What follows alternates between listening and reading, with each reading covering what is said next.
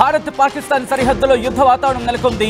యుద్ధం పరిస్థితుల నేపథ్యంలో భారత్ మరో కీలక నిర్ణయం తీసుకుంది. దేశవ్యాప్తంగా 12 ఆయుధాల తయారీ కేంద్రాలకు కీలక ఆదేశాలు జారీ చేసింది. దేశంలోని ఆర్డినెన్స్ ఫ్యాక్టరీల సిబ్బందికి సెలవులు రద్దు చేసింది కేంద్రం. సెలవుల్లో ఉన్న సిబ్బంది డ్యూటీలో చేరాలంటూ ఆదేశించింది. రానున్న 2 నెలలు సెలవులు లేవంటూ ఉత్తర్వులు జారీ చేసింది. ఇప్పటికే భారత్ పాకిస్తాన్ మరి ముఖ్యంగా సరిహద్దులో ఇటువంటి ఉద్రిక్త వాతావరణం ఉందో చూసాం. దాంతోపాటు మరి ముఖ్యంగా మాట్లాడుకునే సందర్భంలో ఎల్ఓసీలు దాదాపు 10 రోజులు కావస్తోంది. 22వ తారీఖున దాడి జరిగిన తర్వాత ఈరోజు 4వ తారీఖు అంటే దాదాపు 10 నుంచి 12 రోజులు కావస్తోంది.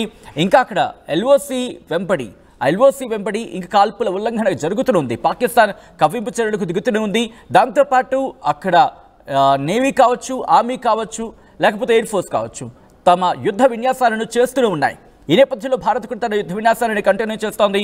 గంగా హైవేకి సంబంధించి కూడా దాని కారిడార్గా కింద కావచ్చు, లేకపోతే మరి ముఖ్యంగా ల్యాండింగ్కి సంబంధించి కావచ్చు, దాన్ని కూడా సిద్ధం చేసుకుంది. ఆ మార్గాన్ని కూడా ఇటు ఎయిర్ ఫోర్స్కి సంబంధించి విమానాల ల్యాండింగ్ కావచ్చు, లేకపోతే కొన్ని అంశాలకు సంబంధించి ఉపయోగించుకునే ప్రయత్నం చేస్తోంది. ఇలా అనేక రకాల ప్రిపేర్నెస్లో సిద్ధంగా ఉంది.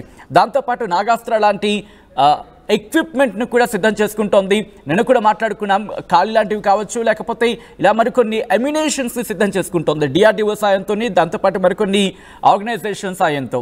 ఇలా డెవలప్మెంట్ దిశగా వెళ్తున్న క్రమంలో ఇప్పుడు అమ్యునేషన్కి సంబంధించి ఇబ్బంది కలగకూడదన్న కోణంలో ప్రస్తుతం అందరికీ కూడా సెలవులను రద్దు చేస్తోంది. మరి ముఖ్యంగా అమ్యునేషన్స్కి సంబంధించి మాట్లాడుకున్న సందర్భంలో దేశవ్యాప్తంగా ఆర్డినెన్స్ ఫ్యాక్టరీల సిబ్బందికి సెలవులు రద్దు చేసింది కేంద్రం. సెలవులో ఉన్న సిబ్బంది డ్యూటీలు చేరాలంటూ ఆదేశించింది. ఎమర్జెన్సీ సిచ్యువేషన్ లాంటిది కాబట్టి ఇంకా ఎమర్జెన్సీ సిచ్యువేషన్ అని చెప్పుకోలేం పూర్తి స్థాయిలో. కానీ పరిస్థితులు ఒకవేళ అంతటి వరకు వెళితే కనుక అంతవరకు వెళ్లకుండా ఆ తీవ్రత తగ్గించే క్రమంలో కావచ్చు, లేకపోతే శత్రువు మీద ప్రెషర్ పెట్టే క్రమంలో కావచ్చు ఈ నిర్ణయం తీసుకున్నట్టుగా తెలుస్తోంది.